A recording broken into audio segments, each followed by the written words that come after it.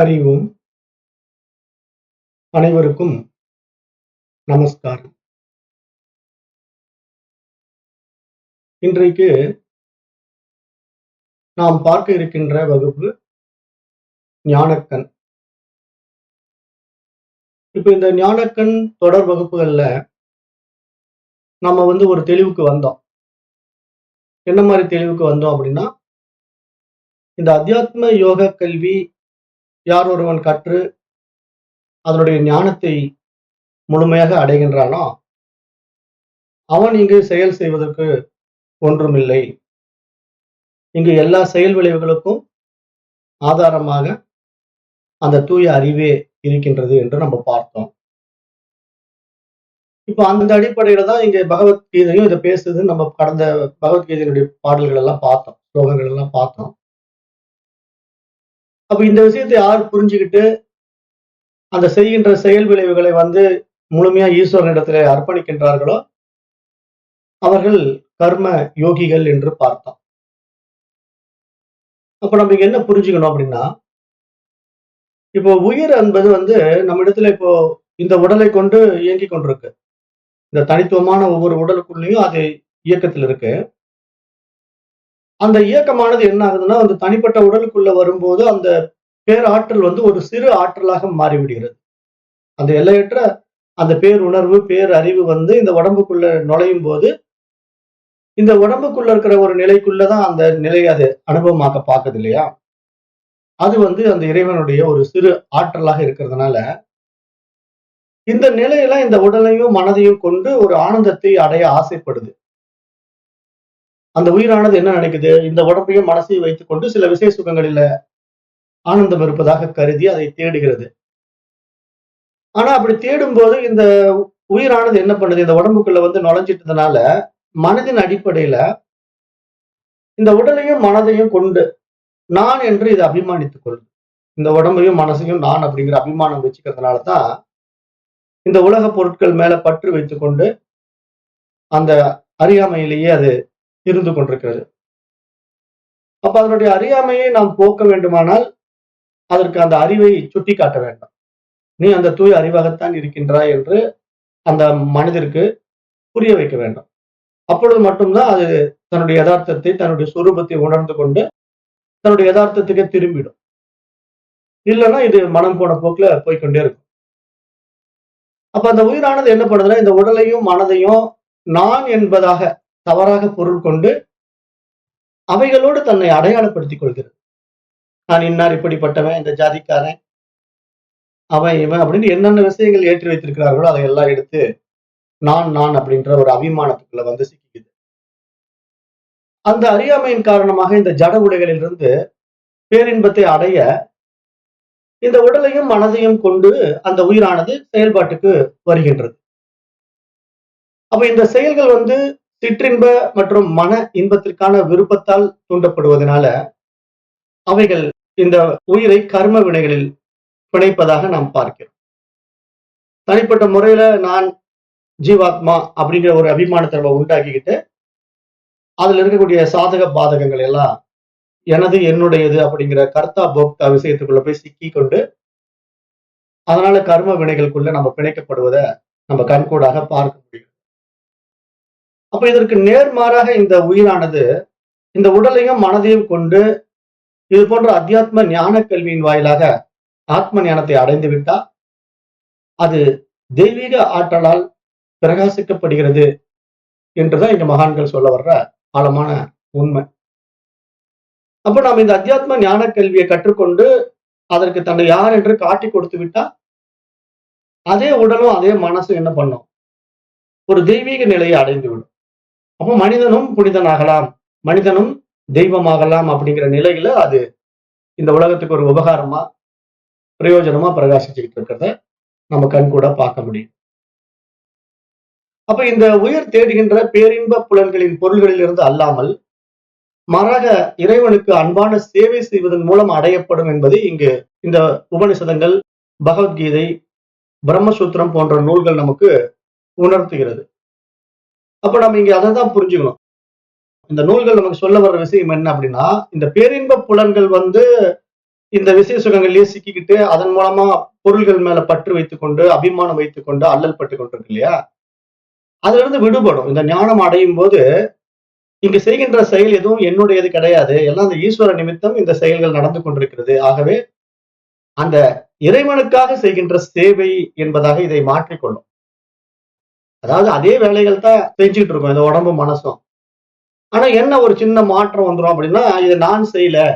ஈஸ்வரன் நிமித்தம் இந்த காரியம் வந்து இந்த உடம்பையும் மனசையும் வைத்துக்கொண்டு நடக்குது அப்படிங்கிற அந்த புரிதல் வருவதனால, அந்த செயல் விளைவுகள் என்னவா மாறும்னா, சேவையாக மாறிவிடுகிறது. அந்த சேவை தான் இங்க கர்ம யோகம் அப்படின்னு பகவத்கீதையும் நமக்கு சொல்லிக் கொடுக்குது.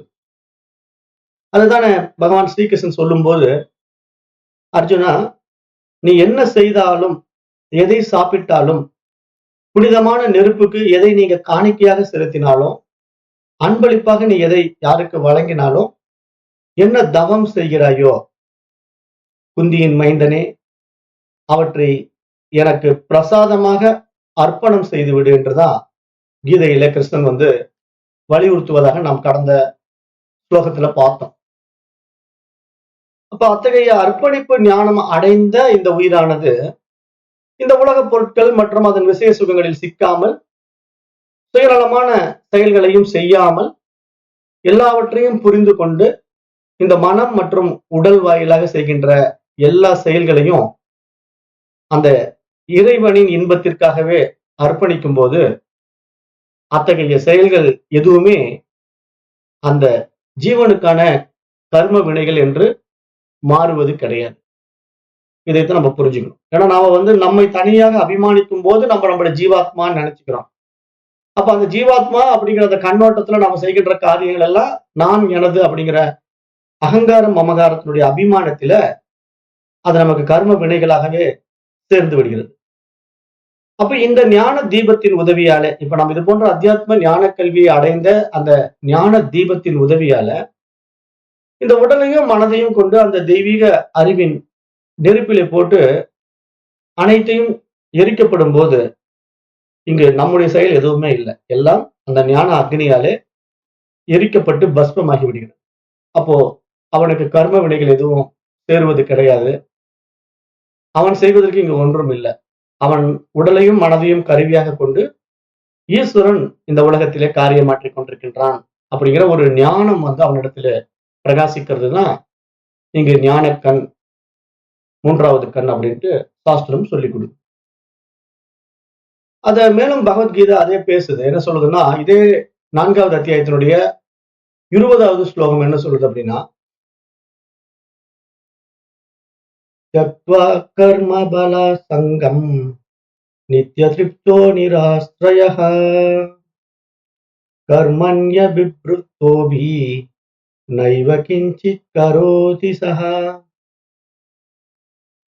4வது அத்தியாயத்தினுடைய இந்த 20வது ஸ்லோகம் இந்த அத்தியாத்ம ஞான கல்வியை புரிந்து கொண்டவர்கள் தங்கள் செயல்களின் பலன்களின் மீதான பற்றுதலை கைவிட்டுவிட்டு எப்போதும் திருப்தியான வாழ்க்கையை வாழ்கின்றார்கள். மேலும் வெளிப்புற விஷயங்களை சார்ந்து இவர்கள் இருக்கவே மாட்டார்கள்.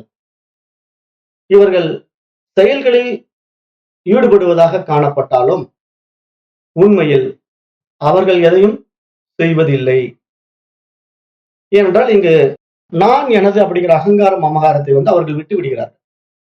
அந்த ஞானிகள் அந்த அத்தியாத்ம ஞான கல்வியில அடைந்த ஞானத்தின் வாயிலாக இங்கு எல்லாமே ஈஸ்வர காரியம் நடந்து கொண்டிருக்கு, அதற்கான கருவி தான் இந்த உடலும் மனசும் அப்படின்னு புரிந்து கொண்டு அவர்கள் இந்த உலகத்திலே காரியம் செய்து கொண்டிருப்பார்கள். ஆனால் அந்த காரியத்தினுடைய செயல் விளைவுகள் மீது அவர்கள் பற்று வைக்க மாட்டார்கள். அப்ப அந்த நிலையில் அவர்கள் வாழுகின்ற வாழ்க்கையானது ஈஸ்வரன் நிமித்தம் வாழுகின்ற வாழ்க்கையாக மாறிவிடுகிறதுனால அவர்கள் எதையும் செய்வதில்லை என்று இந்த இடத்துல கீதை சொல்லுது. இந்த கீதை சொல்லுகின்ற விஷயம் இதுதான். நைவ கிஞ்சித் கரோதி சஹா. அவர்கள் எதையும் இங்கு செய்வது கிடையாது. அப்ப நம்ம செயல்களை வந்து வெளிப்புற தோற்றத்தை வைத்துக் கொண்டு வகைப்படுத்த முடியாது என்று பார்க்க முடியுது. அப்ப செயலற்ற தன்மை மற்றும் செயல் எது என்பதை மனதின் நிலைதான் இங்கு தீர்மானிக்கிறது என்று நம்ம பார்க்க முடியுது. ஞானம் பெற்றவர்களுடைய மனமானது கடவுளிடத்திலே லயமாகி விடுகிறது. அவருடன் பக்தியுடன் இணைந்த முழு திருப்தியுடன் அவர்கள் கடவுளை தங்கள் ஒரே அடைக்கலமாக பார்க்கின்றார்கள் என்று கீதை என்று வலியுறுத்துகிறது. மற்றும் எந்த வெளிப்புற ஆதரவையும் அவர்கள் சார்ந்திருக்க மாட்டார்கள். இந்த மனநிலையில் அவர்கள் அனைத்து செயல்களையும் செய்து கொண்டிருந்தாலும் அதை அகர்மம் என்று இங்கு சாஸ்திரம் சொல்கின்றது. அகர்மம் என்றால் செயலற்ற தன்மை என்று பொருள். அப்போ இங்க மகான்கள் காரியங்கள் செய்து கொண்டிருப்பார்கள். ஆனால் அந்த காரியம் உண்மையில் அவர்களுடையது கிடையாது. ஆகவே செயலில் செயலற்ற தன்மை என்பது இப்படித்தான் நாம் புரிந்து கொள்ள வேண்டும் என்பதற்காக கீதை இதை மிக அருமையாக நமக்கு எடுத்து உபதேசிக்கிறது. இதற்கான ஒரு கதை கூட இருக்கு. புராணத்துல ஒரு அழகான கதை இருக்கு. அந்த கதை என்ன சொல்ல வருது அப்படின்னு பாத்தீங்கன்னா, பிருந்தாவனத்துல கோபியர்கள் இருக்காங்க இல்லையா? கோபியர்கள் அப்படின்னா மாடு மேய்க்கின்ற பெண்கள் என்று அர்த்தம். அப்ப அந்த கோபியர்கள் ஒரு முறை விரதம் இருந்தார்கள். அவர்கள் அந்த விரதத்தை முடிக்கின்ற சமயத்துல அந்த விரதத்தினுடைய நிறைவாக ஏதேனும் ஒரு முனிவருக்கு உணவளிக்க வேண்டும் என்ற ஒரு நியதி இருந்தது. அப்போ அவர்கள் என்ன பண்ணிட்டாங்க, பகவான் ஸ்ரீகிருஷ்ணனிடத்துல சென்று இந்த மாதிரி நாம ஒரு முனிவருக்கு உணவளிக்க வேண்டும் கிருஷ்ணா, அதற்கு யாராவது ஒரு முனிவர் இருந்தால் தாங்கள் சொல்லுங்களேன் என்று கேட்கிறார்கள். ஏனென்றால் கிருஷ்ணன் அந்த மாடு மேய்க்கின்றதுல ஒருத்தன் தானே, கிருஷ்ணன்கிறவனும் மாடு மேய்க்கிறவன் தான். அப்ப இவர்கள் அந்த கிருஷ்ணன் இடத்துல கேட்கும்போது கிருஷ்ணன் என்ன சொல்றான், நீங்க பாருங்க, இந்த யமுனை நதிக்கரைக்கு அந்த பக்கத்துல துர்வாச முனிவர் இருக்கிறார், அந்த துர்வாச முனிவருக்கு சென்று நீங்க உணவை அளித்து விட்டு வாருங்கள் என்று பகவான் ஸ்ரீகிருஷ்ணன் சொல்லிட்டு இருக்கிறார். அப்ப கோபியர்கள் என்ன பண்றாங்கன்னா, ஒரு சுவையான அறுசுவை விருந்து தயார் செய்து கொண்டு அந்த துர்வாச முனிவரை பார்ப்பதற்காக செல்கிறார். ஆனா அப்படி அவர்கள் செல்லும் போது என்ன நடக்குது அப்படின்னா, அன்றைக்குன்னு பார்த்து அந்த யமுனை நதி பயங்கர கொந்தளிப்பா வெள்ளம் கரை புரண்டு ஓடுது. மற்ற நாட்கள்ல நீர் வரத்து குறைவா இருக்கும், எளிமையாக கரையை கடந்து அந்த பக்கம் அவங்க போக முடிகிற மாதிரி ஒரு சூழல் இருந்து கொண்டிருந்த நிலை மாறி, அன்று துர்வாச முனிவருக்கு கொண்டு போய் இந்த உணவை கொடுக்க வேண்டும் என்று மறுகரையில் அவர்கள் போக முயற்சி செய்யும் போது அங்கு கடுமையான வெள்ளப்பெருக்கு ஏற்பட்டு விடுகிறது. அப்ப என்னடா இப்படி நடந்து விட்டது அப்படின்ட்டு இவங்க கோபியர்கள் மிகவும் கவலை அடைந்து இதற்கான ஒரு தீர்வை கிருஷ்ணன் தான் கொடுக்கணும், ஏன்னா கிருஷ்ணன் தானே துர்வாச முனிவரை போய் பார்த்து இந்த உணவை கொடுத்து விட்டு வா என்று சொன்னான். ஆகவே மீண்டும் கிருஷ்ணனையே இதற்கான ஆலோசனை கேட்கலாம் என்று கோபியர்கள் கிருஷ்ணனிடத்தில் சென்று ஆலோசனைகள் கேட்டார்கள். இந்த மாதிரி நாங்க துர்வாச முனிவருக்கு உணவளிக்கலாம் என்று போகும்போது திடீரென்று யமுனை நதிக்கரையில வெள்ளம் வந்து விட்டது, அதற்கு என்ன செய்ய வேண்டும் கிருஷ்ணா, எப்படி நாம் அந்த பக்கம் போக முடியும் அப்படின்னு கேட்கும்போது ஸ்ரீகிருஷ்ணன் என்ன சொல்றான் அப்படின்னா, இந்த ஸ்ரீகிருஷ்ணன் அகண்ட பிரம்மச்சாரி என்றால் அந்த நதி உங்களுக்கு வழி கொடுக்கும் என்று சொல்ல சொன்னார். அதாவது நித்திய பிரம்மச்சாரி, அதாவது நான் எப்பயுமே பிரம்மச்சாரி தான் அப்படிங்கிற மாதிரி ஒரு வார்த்தையை நீ அந்த நதி கிட்ட சொல்லு, அந்த நதி உனக்கு வழி கொடுக்கும் என்று ஸ்ரீகிருஷ்ணன் கோபியர்களிடத்துல சொல்லி அனுப்புறார். அப்ப இதை கேள்விப்பட்ட கோபியர்கள் கிருஷ்ணனை ஒரு சந்தேக கண்ணோட்டோட பாக்குறாங்க. ஏன்னா எப்படி இவன் கிருஷ்ணன் பிரம்மச்சாரியாக இருக்க முடியும், இவன் 2 திருமணங்கள் செய்து கொண்டளவா வாழ்கிறான், ராதா ருக்மணி என்று 2 பெண்களை மனைவியாக வைத்துக் கொண்டு பிரம்மச்சாரி என்று வேற சொல்றானே, அப்ப இவன் பேச்சை கேட்டு போய் நம்ம நதி கிட்ட பிரம்மச்சாரின்னு சொன்னா அது எப்படி நதி வழி கொடுக்கும் தெரியலையே அப்படின்னு ஒரு சந்தேகத்தோடவே அந்த கோபியர்கள் எல்லாம் சிரித்து விட்டார்கள். ஆனாலும் இருப்பினும் அந்த ஸ்ரீகிருஷ்ணன் என்ன சொல்றான், இல்ல நீ பிரம்மச்சாரி என்றால் வழி கொடுக்கும், நீங்க நதியிடம் போய் சொல்லுங்க அப்படின்னு சொல்லி அனுப்புறான். அப்ப அவர்களும் என்ன பண்ணாங்க, கோபியர்கள் எல்லாம் போய் அந்த நதியின் இடத்துல நின்று கொண்டு பகவான் ஸ்ரீகிருஷ்ணன் பிரம்மச்சாரி என்பதால் நீ இந்த நதியானது வழி கொடுக்க வேண்டும், நாங்கள் அந்த கரைக்கு அடைய வேண்டும் என்று கேட்கிறார்கள். அப்ப திடீர்னு என்ன ஆகுது, அந்த ஆற்றினுடைய நடுப்பகுதியிலே அவர்கள் செல்வதற்கான மலர்களால் ஆன ஒரு பாலம் வந்து விடுகிறது. அப்ப இதை பார்த்த உடனே கோபியர்கள் மிரண்டு போய் விடுகிறார்கள். எப்படி இந்த சாத்தியம், கிருஷ்ணன் 2 மனைவியோடு வாழ்ந்து கொண்டிருக்கிறான், ஆனா தன்னை பிரம்மச்சாரி என்று கூற சொல்கிறான். நான் பிரம்மச்சாரி என்று சொன்ன உடனே இந்த நதியுமானது ஒரு மலர் பாலத்தை அமைச்சு கொடுக்குது, இது ரொம்ப ஆச்சரியமாக இருக்கிறது என்று அந்த கோபியர்கள் எல்லாம் ஆச்சரியப்பட்டுக் கொண்டே அந்த மலர் பாலத்தின் வழியாக ஏறி துர்வாச முனிவருடைய ஆசிரமத்தை அடைந்தார்கள். அப்ப அவருக்கான சில தொண்டுகளை எல்லாம் செய்துவிட்டு, சேவைக்காக சில காரியங்களை செய்து கொடுத்துவிட்டு, அவருக்கு சுவையான உணவை ஏற்றுக்கொள்ளும்படி இவர்கள் கொண்டு சென்ற உணவை அந்த துறவியான துர்வாச மகரிஷி இடத்திலே கொடுத்தார்கள். ஆனா அந்த துர்வாச மகரிஷி வந்து ஏற்கனவே சில காய்கறிகளை மட்டுமே உணவாக எடுத்துக்கொண்டு வாழ்ந்து கொண்டிருக்கிறவா இருக்கிறதுனால, இந்த அறுசுவை உணவுகளை பார்த்தாலும் அவருக்கு ஒரு பெரிய ஈர்ப்பு வரல. அதனால இவங்க ஏதோ ஆசையா கொண்டு வந்திருக்காங்க அப்படிங்கிறதுக்காக கொஞ்சூண்டு மட்டும் எடுத்து சாப்பிட்டுட்டு, போதும்மா உங்களுக்கு சந்தோஷம் தானே அப்படின்னு கேட்கிறாரு. ஆனா இது வந்து கோபியர்களுக்கு ஒரு பெரிய ஏமாற்றத்தை கொடுத்து விட்டது. ஏன்னா அவர்கள் வந்து ரொம்ப விருப்பத்தோட அறுசுவை உணவை தயார் பண்ணி கொண்டு போய் துர்வாச முனிவருக்கு கொடுக்கணும்னு நினைக்கும் போது, ஆனா துர்வாச முனிவர் வந்து கொஞ்சூண்டு மட்டும் சாப்பிட்டுட்டு போதும் அப்படின்னு சொல்றாரு. அப்ப நம்ம இவருக்காக இவ்வளவு சிரமப்பட்டு செஞ்சுட்டு வந்ததெல்லாம் வீணா போச்சே அப்படின்னு அந்த பெண்கள் வந்து ரொம்ப வருத்தப்படுவதாக பார்க்கப்பட்டது. இவர்களுடைய எதிர்பார்ப்பு என்னங்கிறது துர்வாச முனிவருக்கு தெரிஞ்சு போச்சு. இவர்கள் வந்து சாப்பாடுகளை செஞ்சு கொண்டு வந்துட்டோம், அறுசுவை உணவுகளை கொண்டு வந்துட்டோம், ஆனா நீங்க சாப்பிடணும்னு எதிர்பார்க்கறாங்க அப்படின்னு அவர் முடிவு பண்ணிட்டதுனால, அவர் தன்னுடைய மாயா சக்தியை பயன்படுத்தி அவர்கள் கொண்டு வந்த அனைத்தையும் சாப்பிட்டு முடித்து விட்டார். ஏனென்றால் அவரால் சாப்பிட முடியாதுதான். ஆனால் அவர்களுடைய விருப்பத்துக்காக அவர் என்ன பண்றார், தன்னுடைய சக்தியை அதிகப்படுத்தி அவர்கள் கொண்டு வந்த அந்த உணவுகளை பூரா சாப்பிட்டு விட்டு உங்களுக்கு இப்பொழுது திருப்தி தானே அப்படின்னு துர்வாச முனிவர் கேட்ட உடனே அந்த கோபியர்கள் எல்லாம் அவர் சாப்பிடுவதை கண்டு ரொம்ப ஆச்சரியப்பட்டு, மிகுந்த மகிழ்ச்சி ஐயா, இப்பதான் நாங்க திருப்தி அடைகிறோம். ஏன்னா உங்களுக்காக இவ்வளவு சிரமப்பட்டு செஞ்சு கொண்டு வந்தோம். ஆனா நீங்க இதை வேண்டான்னு சொன்ன உடனே எங்களுக்கு ரொம்ப கஷ்டமா போயிடுச்சு. இருந்தாலும் இப்ப நீங்க சாப்பிட்டது எங்களுக்கு ரொம்ப மன திருப்தியை உண்டு பண்ணுது அப்படின்னு சொல்லிட்டு அவங்க துர்வாச முனிவர் இடத்துல பேசுறாங்க. அப்ப உடனே அவங்க மகிழ்ச்சி அடைஞ்ச உடனே துர்வாச முனிவர் சரி நல்லதம்மா நீங்க போயிட்டு வாங்க அப்படின்னு கேட்கும்போது அவர்கள் என்ன பண்ணிட்டாங்க, வரும்போது எப்படியோ கண்ணனுடைய வழியில துர்வாச முனிவருக்கு ஆசிரமத்துக்கு வந்துட்டாங்க. இப்ப போகும்போது மீண்டும் அதே மாதிரி நதி வெள்ளம் தான் ஓடிக்கிட்டு இருக்கு. ஆனா அந்த மலர் பாலம் இப்ப இல்ல. மலர் பாலம் கிடையாது. இப்ப அவர்கள் என்ன பண்றாங்க, சுவாமி இந்த மாதிரி நாங்க கிருஷ்ணனுடைய வழிகாட்டுதல் படி உங்களை வந்து சந்திச்சோம். உங்களுக்கு உண்டான உணவை கொடுத்துட்டோம். இப்ப மீண்டும் நம்ம இந்த யமுனை நதிக்கரையை அந்த பக்கம் கடந்து போக வேண்டும். ஆகவே அதற்கு நீங்கள் தான் கடந்து போவதற்கான வழி வகை செய்ய வேண்டும் என்று துர்வாச முனிவரிடத்துல கேட்கும்போது, துர்வாச முனிவர் என்ன சொல்றாருன்னா, சரிம்மா அப்படியே ஆகட்டும். நீங்க போய் அந்த நதி கிட்ட இந்த துர்வாச முனிவன் வெறும் அந்த துர்ப்ப புல்லை மட்டும் உண்டான். வேறு எதையும் உண்ணவில்லை என்று சொல்லுங்க. அந்த நதி வந்து வழி கொடுத்துடும் அப்படின்னு கோபியர் இடத்துல சொல்றார். அப்ப இதை கேள்விப்பட்ட அந்த கோபியர்கள் வந்து ஆச்சரியப்படுறாங்க. என்னடா இவ்வளவு சாப்பாடை சாப்பிட்டுட்டு வெறும் துர்ப்ப புல்லை மட்டும் சாப்பிட்டேன் இருந்தாலும் சொல்றாரு. அவர் வந்து எப்பயுமே அந்த மாதிரி ஒரு புல் வகைகளை சாப்பிட்டுக்கிட்டு இயற்கை முறையில வாழ்ந்துட்டு இருக்கிற ஒரு முனிவர். அதனால அவர் அந்த உணவை பற்றி பர்டிகுலரா சொல்றாரு.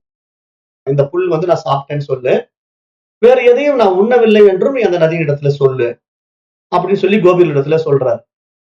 ஆனா துர்வாச முனிவர் வந்து இவங்க கண்ணெதிரிலேயே அத்தனையும் சாப்பிட்டாரு. இவங்க கொண்டு போன அறுசுவை உணவுகளையும் இவர்கள் கண்ணெதிரிலேயே தான் அந்த துர்வாச முனிவர் சாப்பிட்டாரு. இருந்தாலும் இந்த கேள்விப்பட்ட கோபியர்கள் வந்து சிரிக்க தொடங்கி விட்டார்கள். என்ன சுவாமி இப்படி சொல்றீங்க, இவ்வளவு சாப்பாடு சாப்பிட்டுட்டு நான் சாப்பிடவே இல்லைன்னு போய் நதிக்கிட்ட போய் சொல்றீங்களா, இது எப்படி சாத்தியமாகும் அப்படின்னு ஒரு ஆச்சரியப்படுற வகையில அவங்க கேட்டாலும் துர்வாச முனிவர் வந்து இது சாத்தியமாகும், நீங்க போய் சொல்லுங்க அப்படின்னு சொன்ன உடனே மீண்டும் அந்த கோபியர்கள் எல்லாம் அந்த யமுனை நதிக்கரையிட போய் இந்த மாதிரி துர்வாச முனிவர் வந்து வெறும் அந்த துர்ப்ப புல்லை மட்டும் சாப்பிட்டார், வேறு எதையும் சாப்பிடவில்லை என்று அவர் சொன்னார். ஆகவே இதை நீங்கள் கேட்டுக்கொண்டு எங்களுக்கு வழிவிட வேண்டும் என்று அந்த யமுனை நதியினிடத்திலே அவர்கள் கோரிக்கை வைத்த உடனே மீண்டும் அந்த நதியானது இவர்களுக்கு விலகி வழி கொடுத்து விட்டது. இவர்கள் கடந்து செல்வதற்கான பாதையை உண்டாக்கி கொடுத்து விட்டது என்று இங்கு பாகவத புராணத்துல கதையாக வருது. இது வந்து ஒரு முக்கியமான கதை. இப்ப இந்த கதை வந்து என்ன கருத்தை சொல்லுது அப்படின்னா, இங்க யோகிகளும் ஞானிகளும் அனைத்து வகையான செயல்களை செய்தாலும் அவர்கள் இன்னும் எதையும் செய்யாதவர்களாகவே கருதப்படுகிறார்கள் என்ற ஒரு ஆழமான உண்மையை இங்க இந்த கதை நமக்கு சுட்டிக்காட்டுகிற விஷயம். அப்ப நம்ம இந்த கதையை ரொம்ப ஆழ்ந்து கவனிச்சு பாத்தீங்கன்னா என்ன புரியுது அப்படின்னா, இப்ப பகவான் ஸ்ரீகிருஷ்ணன் வந்து தன்னுடைய 2 மனைவிகளோட வாழ்ந்து கொண்டிருந்தாலும் தன்னை நித்திய பிரம்மச்சாரி என்று சொன்னதனால அந்த யமுனை நதியானது வழிவிட்டது. அதே மாதிரி இந்த துர்வாச முனிவர் வந்து நிறைய உணவுகளை உட்கொண்டு விட்டு நான் உணவே உண்ணவில்லை, வெறும் அந்த துர்ப்ப புல்லை மட்டும்தான் உண்டேன் என்று சொல்லுங்கள் என்று சொன்னதனால அந்த உணவை சாப்பிட்டு மட்டும் உண்றது எப்படி உண்மையாகும்? இவர்கள் தான் இவ்வளவு சாப்பாடு கொண்டு போய் கொடுத்து அவர் கண்ணெதிரிலே சாப்பிட்டாரு. அப்ப சாப்பிட்டுட்டு நான் சாப்பிடவே இல்லைன்னு வேற பொய் சொல்ற மாதிரி சொல்றாங்களே அப்படிங்கிற ஒரு ஆச்சரியம் தான் கோபியர்களுக்கு வந்து உண்டாகுது. ஆனாலும் உண்மை என்ன அப்படின்னா, இங்க அந்த ஞானிகளும் ரிஷிகளும் மகான்களும் இங்க நான் செய்கின்றேன்கிற எந்த செயல் விளைவும் அவர்கள் செய்வதில்லை. அவர்கள் உண்ணுகின்ற உணவும் இங்கு நான் உண்கிறேன் என்று அவர்கள் நினைத்து உண்பது கிடையாது. அந்த உள்ள இருக்கிற அந்த உணர்வு உயிர் தான் உண்கிறது. இந்த உடலையும் மனதையும் கருவியாக கொண்டு அதுதான் உண்கின்றது என்ற அந்த அர்ப்பணிப்பு மனப்பான்மையோடு அவர்கள் வாழ்வதினால அவர்கள் செயலில் செயலற்ற தன்மையை அடைந்திருக்கிறார்கள் என்று இங்கு சாஸ்திரம் சொல்ல வருது. அது மாதிரி பகவான் ஸ்ரீகிருஷ்ணன் வந்து ராதா ருக்மணி என்ற 2 மனைவிகளோட வாழ்ந்து கொண்டிருந்தாலும் அவன் வந்து பிரம்மச்சாரி, நான் நித்திய பிரம்மச்சாரி என்று சொன்னாலும் அதில் இருக்கின்ற உண்மை என்ன என்றால் இங்கு பகவான் ஸ்ரீகிருஷ்ணனும் உண்மையில் தான் செய்கின்றேன், தான் அந்த மனைவியோடு வாழ்கின்றேன் என்று அவன் நினைப்பது கிடையாது. ஆகவே இங்கு அவன் உடலையும் மனதையும் கடந்து அந்த உணர்வில் நிற்கின்றான் என்று இறைவனை நம்ம பார்க்க முடிகிறது. பகவான் ஸ்ரீகிருஷ்ணன் அந்த நிலையில் இருந்து கொண்டு அதை கோபியர்களிடத்திலே சொல்கிறான். அப்ப இதுதான் இங்க இந்த விஷயம்.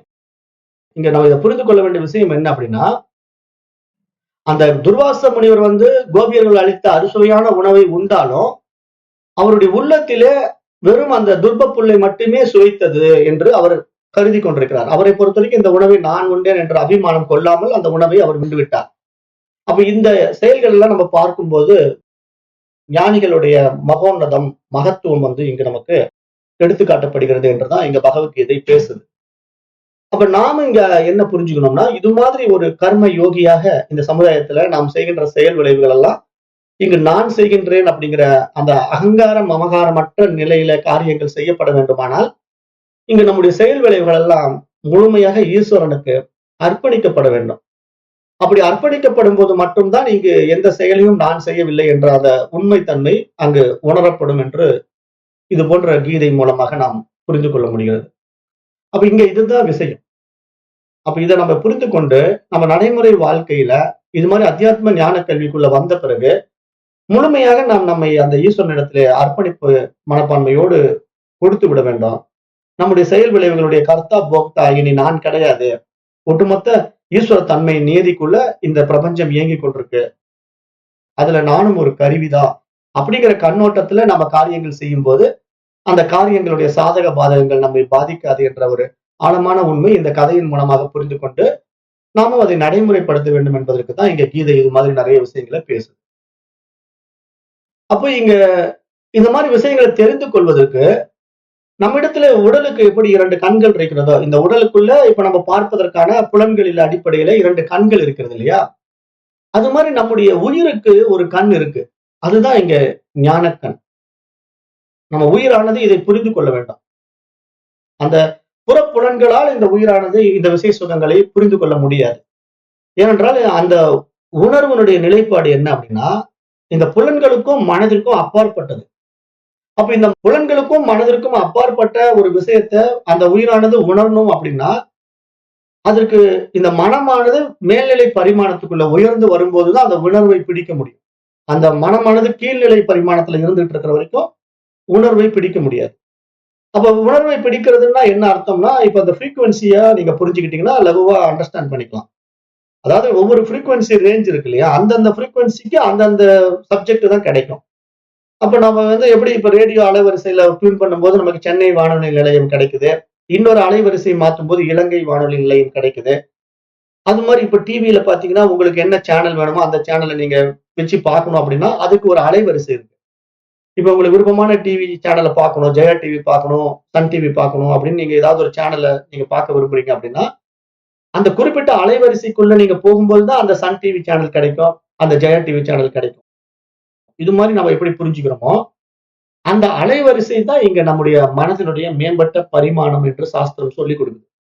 அந்த அலைவரிசை என்பது கண்ணுக்கு தெரியாத சூட்சமம். அப்ப அந்த தெய்வீக அலைவரிசைக்குள்ள நம்ம நுழையணும். நாம என்ன பண்றோம், சராசரி மனிதர்களுடைய அலைவரிசைக்குள்ளேயே இருக்கிறோம் இல்லையா, புற விஷயங்கள்லயே நாட்டம் கொண்டு இங்கு விசை சுகங்கள்ல மூழ்கி கிடக்கிற வரைக்கும் நம்முடைய ஃப்ரீக்குவன்சி என்ன ஆகிருக்கும், லோயர் ஃப்ரீக்குவன்சியில இருந்துகிட்டு அந்த உயர்மட்ட அனுபவம் நமக்கு உண்டாகாமையே இருக்கும்.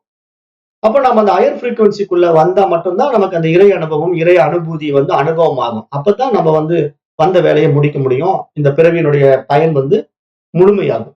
இதைதான் மகரிஷிகளும் மகான்களும் இந்த மாதிரி பலவிதமான உபதேசங்களாக நூல்களாக நமக்கு அருளி இருக்கிறார்கள்.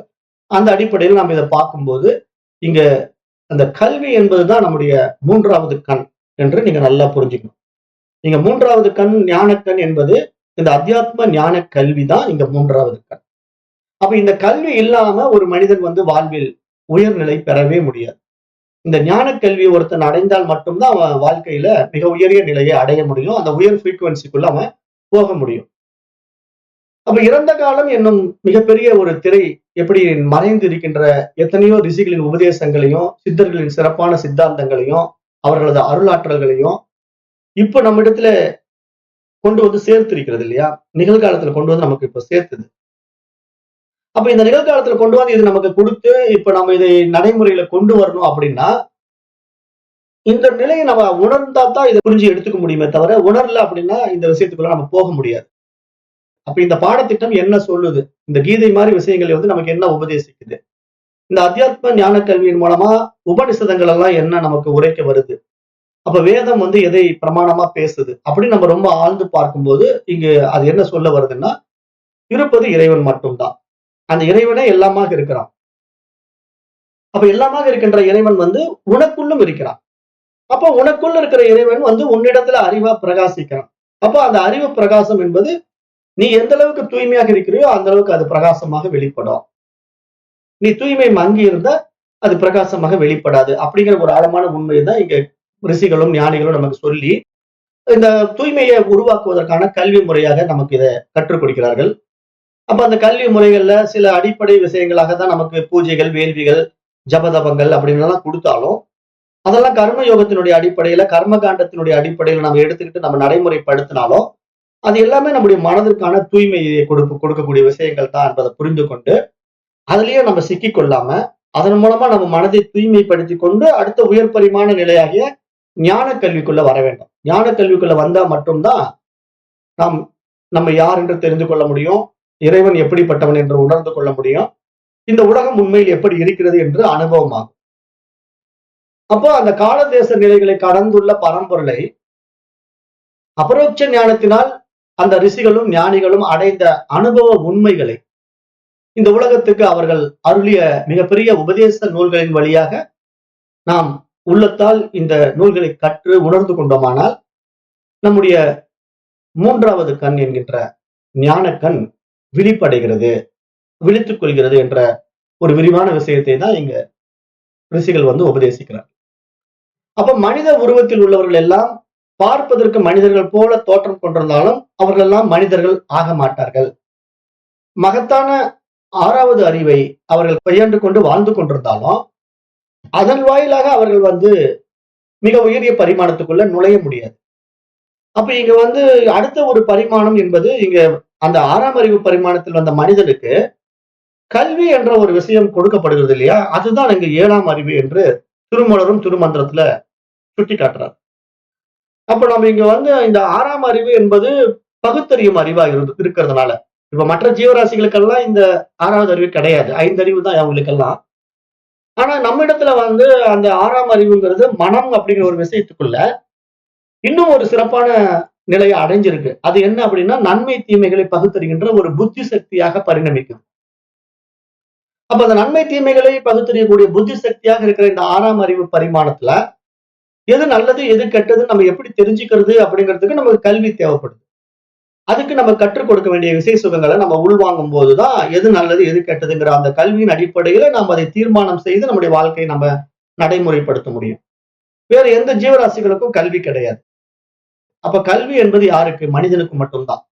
அப்ப மனித உடல்ல வந்திருந்தா மட்டும் போதாது. அவன் இந்த மாதிரி அத்தியாத்ம ஞான கல்வியை கற்றுக்கொண்டு இந்த கல்வி என்ன நமக்கு சொல்ல வருகிறது, இதனுடைய உண்மைத்தன்மை என்ன அப்படின்னு அவன் உணர்ந்து கொண்டு விட்டால் அத்தகைய கல்வி அறிவு உடையவன் மிக தெய்வீக நிலைக்கு உயர்ந்து விடுகின்றான் என்று இங்க சாஸ்திரம் சொல்லுது. அதை வந்து பாத்தீங்கன்னா மகான்கள் பேசும்போது கற்பதன் மூலம் இந்த அகமானது கற்பக கனியாகின்றது என்று பேசுகிறார்கள். அதை வந்து சேந்தனார் அப்படிங்கிற ஒரு பெருமான் இருக்கார். சேந்தனார் பெருமான் என்று நம்ம தமிழ் நூல்கள்ல படிக்கிறோம். கல்வியின் சிறப்பால் உண்மை அறிவை பெற்றோருக்கு இறைவன் வந்து கனி போன்று விளங்குவதினாலே கற்றவர் விழுங்கும் கற்பக கனி என்று சேந்தனார் பெருமானுடைய பாடல் இருக்கு. தமிழ் நூல்கள்ல சேந்தனார் பெருமான் என்கின்ற ஒரு புலவர் வந்து ஒரு அருமையான விஷயத்தை சொல்றார். அவர் என்ன சொல்றாருன்னா, கற்றவர் விழுங்கும் கற்பக கனி அப்ப இறைவன் எப்படி ஒரு கனி போல அந்த இறைவனை சுவைக்கணும் அப்படின்னா அந்த சுவைக்கிற விஷயம் யாருக்கு கிடைக்கும்? கற்றவர்களுக்கு மட்டும்தான் கிடைக்கும். கல்லாதவர்களுக்கு இறைவனை சுவைக்க முடியாது. அதை சுட்டி காட்டுகிறார் யாரு? சேந்தனார் பெருமான். இதையே அப்பர் பெருமான் சொல்றாரு. திருநாவுக்கரசர் சொல்றாரு. என்ன சொல்றாருன்னா, கற்றவர்கள் உண்ணும் கனியே போற்றி அப்படின்னு அவருடைய தேவார பாடல் இருக்கு. கற்றவர்கள் உண்ணும் கனியே போற்றி. அப்ப இங்க கற்றவர்கள் தான் அந்த கனியை உண்ண முடியும். அப்ப நம்ம என்ன புரிஞ்சுக்கணும்? இந்த கல்வி, இந்த அத்தியாத்ம கல்வியை கற்றுக்கொண்டவர்களுக்கு மட்டும்தான் இறைவன் அனுபவம் ஆகுவான். மற்றவர்களுக்கு இறைவன் அனுபவம் ஆக மாட்டான். ஏன் அனுபவம் ஆக மாட்டான்னா, மைண்டு தான் இங்க அப்டேட் ஆகணும். வேற எந்த உடல்ல பயிற்சிகள் நீங்க செஞ்சுக்கிட்டு இருந்தாலும் உடல் வேணா திடகாத்திரமா இருக்கும். ஆனா இறைவன் அனுபவம் ஆக மாட்டான்ல. ஏன்னா அழியக்கூடிய உடலை நீங்க எவ்வளவுதான் யோகா பயிற்சிகள் செஞ்சு, மூச்சு பயிற்சி செஞ்சு, அதை திடகாத்திரமான ஒரு உடம்பா வச்சிருந்தாலும் அதனால ஏதாவது பலன் இருக்கான்னா ஒரு பலனும் கிடையாது. ஆனா இங்க எது உண்மையிலேயே அப்டேட் ஆகணும்? 6ஆம் அறிவு பரிமாணத்துல நன்மை தீமைகளை பகுத்தறியக்கூடிய அந்த மனசானது புத்தி சக்தியில விழித்துக் கொள்ளணும். அப்ப புத்தி சக்தியில விழித்துக் கொள்வதற்கான விவேகம் அந்த மனதிற்கு எப்போ உண்டாகும்? இது போன்ற அத்தியாத்ம கல்வியை கொடுக்கும் போது மட்டும்தான் உண்டாகும் என்று எல்லா மகான்களும் சொல்கிறார்கள். அருணகிரிநாதர் சொல்றாரு, கல்லார் மனத்துடன் நில்லா மனத்தவ. அருணகிரிநாதருடைய பாடல். கல்லார் மனத்துடன் நில்லா மனத்தவ. அப்ப யார் கற்கவில்லையோ, இந்த அத்தியாத்ம ஞான கல்வியை கற்கவில்லையோ அவர்கள் அந்த இறைவனை அனுபவமாக்கவே முடியாது என்று எல்லா மகான்களும் சொல்கிறார். திருஞான சம்பந்தர் சொல்றாரு, கல்லார் நெஞ்சில் நில்லான் ஈசன். இந்த கல்வியை கற்றுக்கொள்ளாதவருடைய இருதயத்திலே இறைவன் இருக்க மாட்டான் என்று திருஞான சம்பந்தருடைய பாடல் இருக்கு. இதெல்லாம் நீங்க கூகுள்ல போட்டு பாருங்க. அதாவது எல்லா மகான்களும் எல்லாம் தெளிவா இருக்காங்க. நாம மட்டும்தான் தெளிவில்லாம இருக்கிறோம். நாம என்ன நினைச்சுக்கிட்டு இருக்கோம்? ஏதோ அந்த பயிற்சி பண்ணா அடைஞ்சிடலாம், இந்த பயிற்சி பண்ணா அடைஞ்சிடலாம், 10 நாள் விபாசனை போனா வெற்றி அடைஞ்சிடலாம் அப்படின்ட்டு எல்லாம் போய் சுத்திக்கிட்டு இருக்கிறோம். ஒண்ணும் நடக்காது. ஒரு பிரயோஜனம் நடக்காது. ஏன்னா அந்த மாதிரி எல்லா பயிற்சிகளும் எதற்காகன்னா, அந்த மனசை ஒரு அமைதி நிலைக்கு கொண்டு போறதுக்காக மட்டும் பயன்படும். அது நீங்க ஒரு 10 நாள் பயிற்சியில இருக்கிற வரைக்கும் அங்க மனசு அமைதியா இருக்கும். அதுல எந்த சந்தேகமும் கிடையாது. ஆனா அந்த 10 நாள் கழிச்சு நீங்க ஊருக்குள்ள வந்த பிறகு நீங்க உலக விவகாரத்துக்குள்ள இயல்பா மீண்டும் வாழ ஆரம்பிக்கும் போது அந்த 10 நாள் விபாசனா வகுப்பு முழுமையா வேஸ்ட் ஆயிடும். ஏன்னா அப்படியே மைண்ட் மீண்டும் இந்த உலக விவகாரத்துக்குள்ள வந்துடும். ஆனா அந்த 10 நாள் விபாசனா இருந்தப்ப அருமையா இருந்ததுங்க, ஆனந்தமா இருந்ததுங்க, என்னையே மறந்துட்டேங்க, அப்படியே அந்த நிர்விகல்ப நிலையில என்னால இருக்க முடிஞ்சது அப்படின்னு நம்ம சொல்லலாம். ஆனா அது அவ்வளவு நேரம் தானே. அந்த 10 நாட்களோட முடிஞ்சிருச்சா நம்முடைய வாழ்நாட்கள்? நமக்கு கொடுக்கப்பட்ட வாழ்நாட்கள்ல வெறும் 10 நாள் அந்த அனுபவத்தை அடைஞ்சிட்டா நமக்கு எல்லாம் அடைஞ்சிடுமானா எப்படி அடைய முடியும்? அப்ப நாம இங்க என்ன சொல்றோம்? 24x7 24x7 அப்படின்னா 7 நாட்கள்லயும் 24 மணி நேரத்திலயும் நீங்க அந்த இறை அனுபவத்திலேயே இருக்கணும். சும்மா ஒரு 10 நாள் போய் விபாசனை பண்றதுனால அந்த நிலையை அடைஞ்சிடுறேன், அல்லது ஒரு 10 நிமிஷம் தியானம் பண்றதுனால அந்த நிலையை அடைஞ்சிடுறேன், அல்லது ஒரு 1 மணி நேரம் கோயிலுக்கு போயிட்டு வரதுனால அந்த நிலையை அடைஞ்சிடுறேன்னா எப்படி அடைய முடியும்? தற்காலிகமான மனது அந்த அமைதியை அடையுது. அதை நான் இல்லைன்னு சொல்லவே இல்லை. நம்ம கோயிலுக்கு போறோம், ஒரு மணி நேரம் கோயிலுக்குள்ள போய் உட்காந்துருக்கிறோம், மனசு அமைதியா இருக்கு, ஆனந்தமா இருக்கு. ஆனா அந்த கோயில் விட்டு வெளியே வந்த உடனே திருப்பி என்ன பண்ணுது? உலக விவகாரங்களுக்குள்ள வந்துடுதுங்களா இல்லையா? அதே மாதிரி நான் வீட்டுல தியானம் பண்றேன் அப்படின்னு போய் ஒரு 1/2 மணி நேரம் உட்காந்து நீங்க அந்த தியானத்துல உட்காந்துட்டீங்க, அப்படியே உங்களை மறந்த நிர்விகல்ப நிலைக்கு போயிட்டீங்க, ஆனந்தமா இருக்கு, அருமையா இருக்கு. ஆனா அந்த 1/2 மணி நேரம் நீங்க அந்த தியானத்துல இருந்துட்டு மீதி 23.5 மணி நேரம் என்ன பண்ணிட்டு இருக்கீங்க? விசை சுகங்களை தான் சிக்கிக்கிட்டு இருக்கீங்க. அப்ப ஒரு நாள்ல 24 மணி நேரத்துல தினசரி ஒரு 1/2 மணி நேரம் தியானம் செய்வதனால நம்ம அந்த நிலையை அடைஞ்சிருவோம்னா எப்படி அடைய முடியும்? அடைய முடியாது. அப்ப இங்க என்ன நம்ம புரிஞ்சுக்கணும்? இந்த அத்தியாத்ம கல்வி மட்டும்தான் நம்முடைய சொரூபத்திலேயே நம்ம எப்பொழுதும் நிக்க வைக்கும். 24x7 நான் அந்த அறிவு, நான் அந்த உணர்வுன்ட்டு நம்ம அதுலயே நிற்கும் போது இங்க யார் தியானம் செய்யறா? இங்க யார் விபாசனை பண்றா? அப்படி ஒருத்தர் இல்லவே இல்லை. தனக்கு வேறாக இன்னொன்று செயல் செய்வதற்கு இன்னொருத்தர் கிடையாது. இங்கு இருப்பது இறைவன் மட்டும்தான்.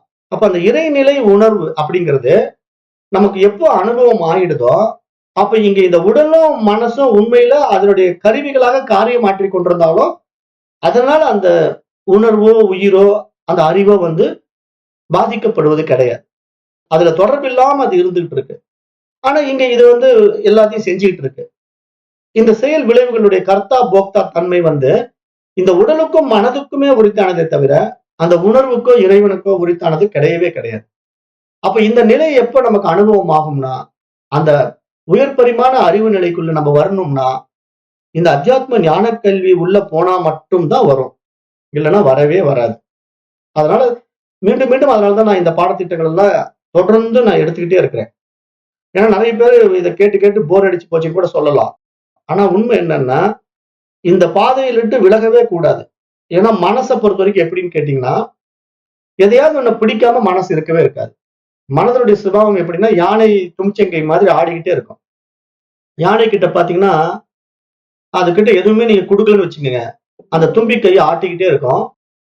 அப்புறம் என்ன பண்ணும்னா, காலை ஆட்டிக்கிட்டே இருக்கும். காலை வந்து அப்படியே ஒரு காலை வலது காலையோ இடது காலையோ தூக்கி சும்மா தேவையில்லாம இப்படி வீசிக்கிட்டு இருக்கும். இல்லைன்னா அந்த தும்பி கையை என்ன பண்ணோம்னா அப்படி மேலேயும் கீழே அசைச்சுக்கிட்டு உட்காந்துட்டே இருக்கும். கொஞ்சம் கூட சும்மா இருக்காது. அப்ப யானை பாகன் என்ன பண்ணுவான்னா, சரி இந்த யானை இப்படி ஆடிக்கிட்டே இருக்குது, இதுக்கு ஏதாவது ஒண்ணு கையில கொடுத்துருவான்னு சொல்லிட்டு அந்த தும்பி கையில அங்குசம் இருக்கு பாருங்க, அவன் அதை குத்தி அடக்குவான். அந்த அங்குசத்தையும் அது கையில கொடுத்து வச்சிருவான். இந்த கொஞ்ச நேரம் வச்சுக்கிட்டு அந்த அங்குசத்தை வாங்கி கையில வச்ச உடனே அந்த யானை என்ன பண்ணும்னா, அதை கையில கொடுத்த மறு வினாடி அப்படியே அதை பிச்சுக்கிட்டு கம்முன்னு நிற்கும். சரி ஏதோ எனக்கு வேலை கொடுத்திருக்காரு எஜமான, இந்த பத்திரமா வச்சுக்க சொல்லியிருப்பார் போல் இருக்குன்ட்டு அதை கையில வாங்கிட்டு அங்குசத்தை கையில வச்சுக்கிட்ட பிறகு காலம் ஆடாது, அந்த தும்பி கையும் ஆடாது, சும்மா நின்றுட்டு இருக்கும். அப்ப இதுல இருந்து என்ன புரிஞ்சுக்கணும், அந்த யானை மாதிரி மனசு சும்மாவே இருக்காது, ஆடிக்கிட்டே இருக்கும். ஒரு செகண்ட் சும்மா இருக்காது. அப்ப இந்த மனசு ஆடுறத நீங்க நிறுத்தவே முடியாதுன்னு தான் நான் சொல்றேன். யாராலையும் மனசை நிறுத்தவே முடியாது. என்ன பிராக்டிஸ் பண்ணாலும், எவ்வளவு பெரிய ஹையர் ஃப்ரீக்வன்சி தியானம் பண்ணாலும் நடக்காது. தியானத்துக்கு வேணா பல பேர் வச்சுக்கலாம். அந்த தியானம், இந்த தியானம், விபாசனா, அபாசனா அப்படி இப்படின்னு ஏதோ பேரை வச்சுக்கிட்டு தியானம் பண்ணிட்டு இருக்கலாம். ஆனா அந்த தியானத்தினால மைண்ட் நிக்குமானா நிக்கவே நிக்காது. டெம்பரரியா அந்த தியானம் பண்ணும்போது வேணா நிக்கும். ஆனா மீண்டும் உலக விவகாரத்துக்குள்ள வரும்போது அந்த பயிற்சி வீணா போயிடும். அப்ப இதெல்லாம் கால விரயம் தானே. அப்ப நமக்கு புரியல இந்த பாடத்திட்டங்கிறத நான் சொல்றேன். பாடத்திட்டம் புரியல. அப்ப நம்ம என்ன பண்ணுவோம், இந்த மாதிரி வெளி விஷயங்கள்லயே நாட்டம் பண்ணிக்கிட்டு ஓட்டம் ஓடிக்கிட்டே இருப்போம். இததான் சித்தர் சிவவாக்கியர் அழகா சொல்றாரு. ஓடி ஓடி ஓடி ஓடி உட்கலந்த ஜோடியை நாடி நாடி நாடி நாடி நாட்களும் கழிந்தனன்ட்டு ஒரு பாடல் இருக்கு. அந்த உள்ள இருக்கிற ஜோதியை பார்க்காம வெளியே ஓடிக்கிட்டு இருக்காங்க மனிதர்கள் என்று சொல்லுது. அப்ப உள்ள இருக்கிற ஜோதி என்ன, அதுதான் அறிவு, அந்த ஆத்மா. அப்ப அதைத்தான் நம்ம பிடிக்கணும். அப்ப அதை பிடிக்கிறதுக்கு ஒரே வழி என்னன்னா, இந்த அத்தியாத்ம ஞான கல்வி மட்டும்தான். இத வந்து எல்லா ஞானிகளும், அப்பர் பெருமான், திருஞான சம்பந்தர், அருணகிரிநாதருடைய பாடல்கள் எல்லாம் அருமையா இருக்கு. இதெல்லாம் நான் வந்து அனுப்புறேன், நீங்க கூகுள்ல போட்டு சர்ச் பண்ணுங்க. அதாவது இதுக்கு என்ன லிங்க் நீங்க தான் பிடிக்கணும். அந்த பாடல் என்ன சொல்லுது அப்படிங்கறத நான் உங்களுக்கு அனுப்புறேன் பாருங்க. கற்றவர் விழுங்கும் கற்பக கனி அப்படின்னு சேந்தனார் பெருமான் பாடுறாரு. நான் அந்த பாயிண்ட மட்டும் எடுத்து கொடுப்பேன், நீங்க தான் தேடி பிடிச்சுக்கணும். அடுத்தது அப்பர் பெருமான் என்ன சொல்றாருன்னு பாருங்க. கற்றவர் உண்ணும் கற்பக கனியே போற்றி அப்படின்னு அப்பர் பெருமான் பாடுறாரு. அப்புறம் திருஞான சம்பந்தர் பாடுறார், கல்லார் நெஞ்சில் நில்லார் ஈசன். அருணகிரிநாதர் சொல்றார், கல்லார் மனத்துடன் நில்லா மனத்தவ. இந்த லைன் எல்லாம் எடுத்து கொடுத்துருவேன், நீங்க தேடி பிடிச்சுக்கீங்க.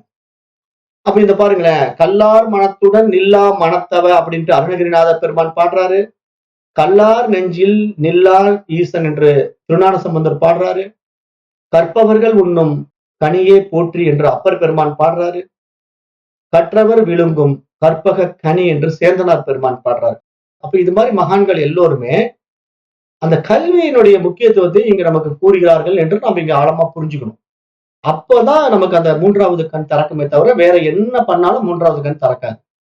அப்ப இந்த கற்ற அறிவாளருக்கு வந்து முகத்தில் இருக்கின்ற இந்த ஊனக்கண்கள் மட்டும் அல்லாமல் உள்ளத்திலும் ஒரு ஞானக்கண் திறந்து கொள்கிறது என்று இங்கு உபதேசிக்கப்படுகிறது தான் ஞானம்.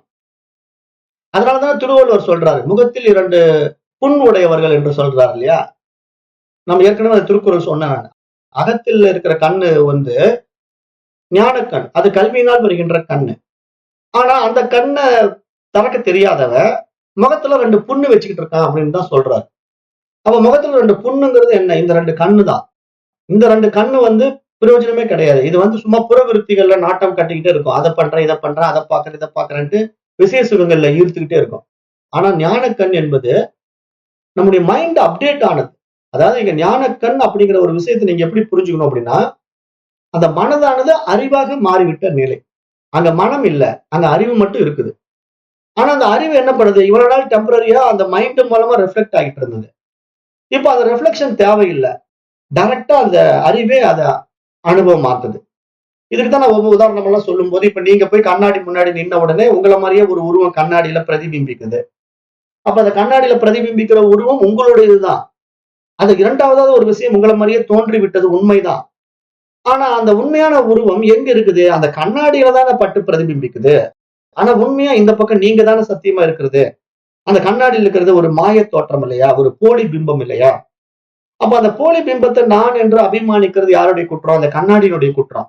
அந்த கண்ணாடி தனக்குள்ள ஒரு பிம்பம் விழுந்த உடனே அது என்னுடைய உருவம் என்று அந்த கண்ணாடி நினைத்துக் கொண்டா அது அந்த கண்ணாடியினுடைய அறியாமை என்பது போல இங்க அந்த தூய அறிவினுடைய பிரகாசம் மனதில பட்டு பிரதிபிம்பிக்கும் போது இந்த மனசு நான் தான் அந்த அறிவு நினைச்சுக்கிறது என்னுடைய அஜ்ஞானம், அறியாமை.